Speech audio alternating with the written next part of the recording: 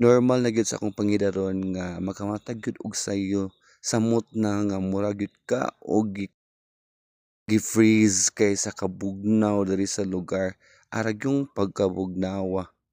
Ay maayong buntag sa tanan ug maayong buntag hinuog city.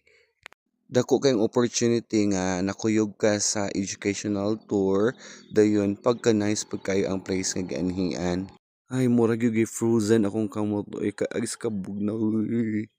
Kanang naa ka sa kalasangan then imong madungog kaning nature nga kanang may mga langgam, pagkanindota kay sa tanan sa paminaw.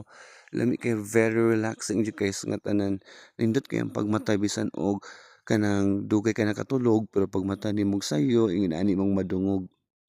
Makaingon po ka usahay nga kinahanglan gud nimo ni ang kung ano kanang relax kay para nga makahuna-huna ka, maka-reflect ka og imong matungkad ang imong gusto nga ipaabot sa imong kinabuhi. Char.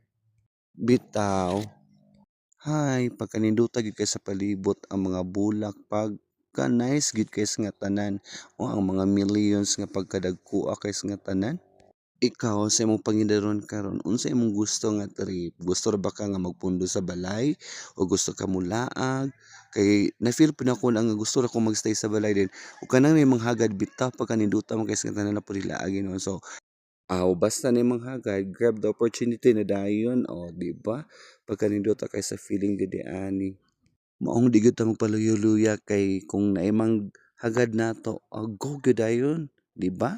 Kay para perfect is nga tanan ang ato ang early in the morning just like this. Oh, agoy pagkatugnawa gyud kay nga tanan nangurog na akong babha.